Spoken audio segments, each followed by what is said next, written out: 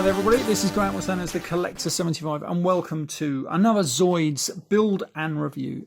And this one truly is my favourite Zoid. I can't tell you exactly why I love this Zoid, I just do.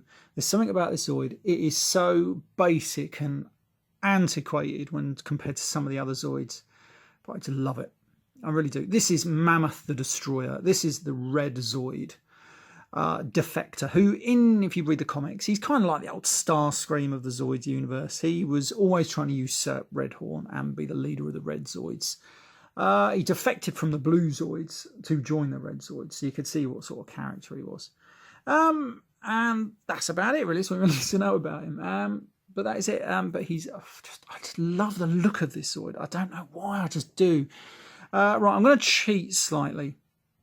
I'm not going to put everything together. I remember some bits already made, because otherwise I'll be here forever and I wouldn't know what the bloody hell I'm doing. And plus, I always have a tendency to build this bloody thing wrong. So anyway, so this is the main body. Now, a lot of these early Zoids, like this one, Zoidzilla, Gorgon, and Zerk, all shared the same body type, and that was this one. All pretty much all the same, just in slightly different colours.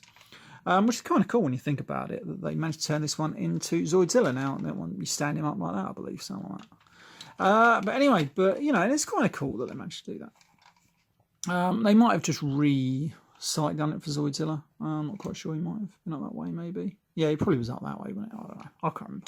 But it was something like it anyway. But they basically shared the same mould.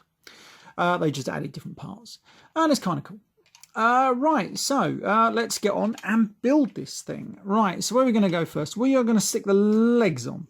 And bits are rolling off on the table. All right, so we've got to stick this on here. That goes on there. Now, I remember when I was building this the other day when I got this out of the loft. Now, it was a few months ago, actually. I got this out because I planned to do the video then. But something happened and I couldn't actually do the videos, mainly because I didn't have the time. So... which was a bit of a pain, really. So he's been hanging around for about 3 months, just on a shelf, waiting for me to get the time to do it.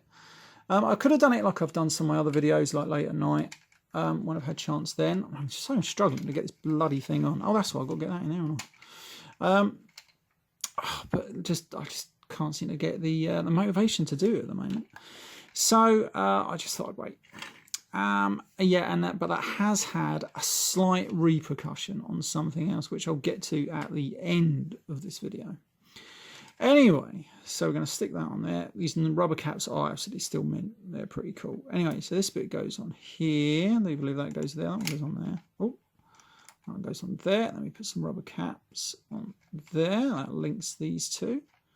I don't really need them. It's just an added part to give it a bit more movement, and it makes it look a little bit cooler, I suppose. Anyway, right, so we put that one on that central bit. That one goes on there, and that one goes on there. Right, so that one goes on there.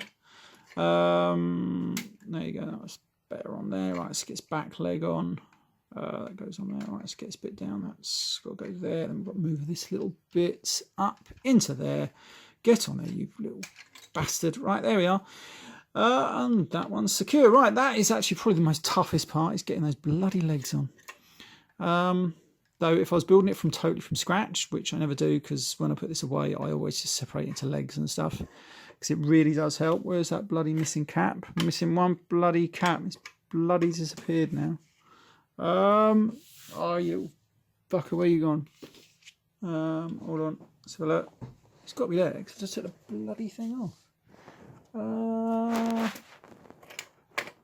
Where you gone?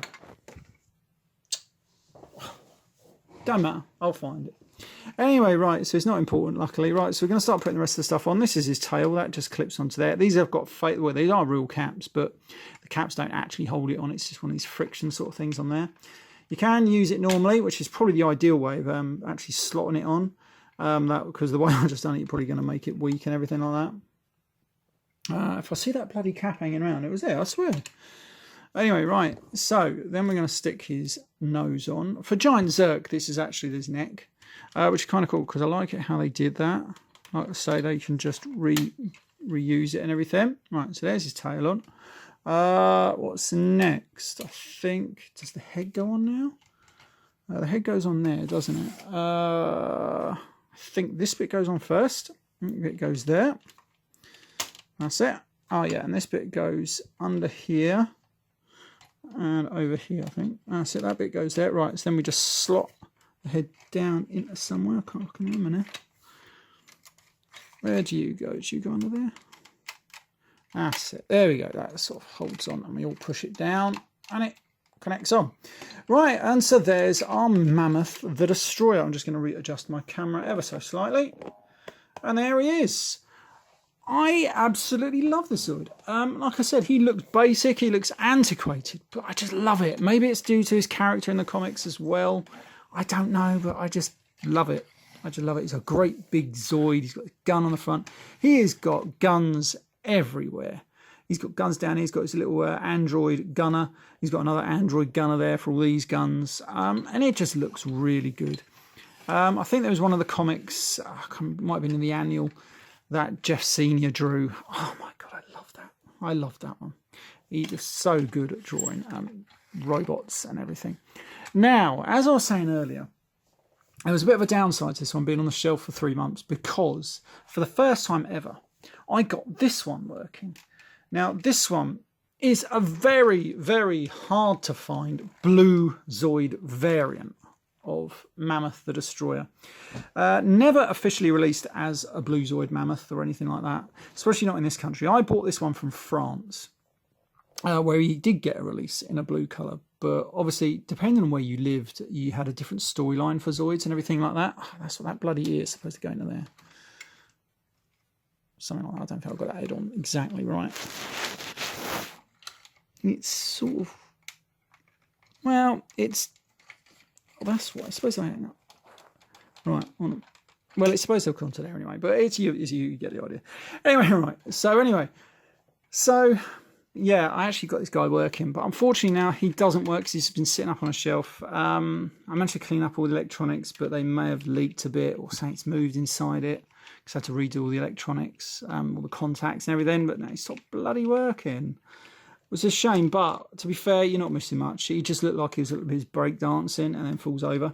I don't think I've got this one quite attached right because as you can see, the nose is at an angle. It shouldn't be an angle. I thought it was, so probably sank when I was actually building it. I put it something wrong, so that's probably not helping.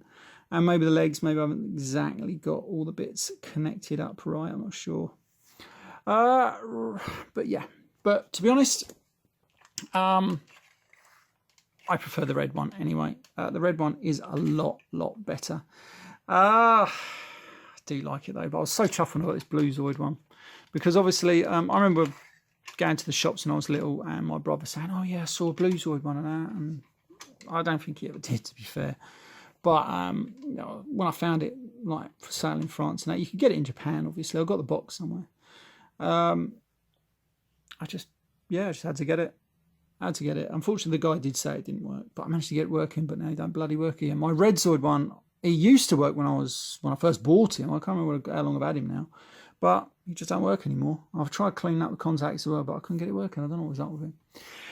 Anyway, that said, he's a great Zoid. I do like him. I'm not quite sure what's happened to him now. He's fallen over. Let me get rid of this blue one for a moment. Put him over there and pick him up. There we go. Oh yeah, it's because the tail's hanging off, I think. Either that or something's happened, I don't know. Anyway, but there he is. And I really like this Zoid. I really do. Anyway, that's enough guff from me. I shall see you all next time. Don't forget to rate. Don't forget to subscribe. And yes, give the video a big thumbs up because it will help the video out. Don't ask me how it'll help it out, but everyone says it, so I thought I might as well say it as well. Anyway. This has been Graham, the Collector 75. I shall see you next time. Bye for now.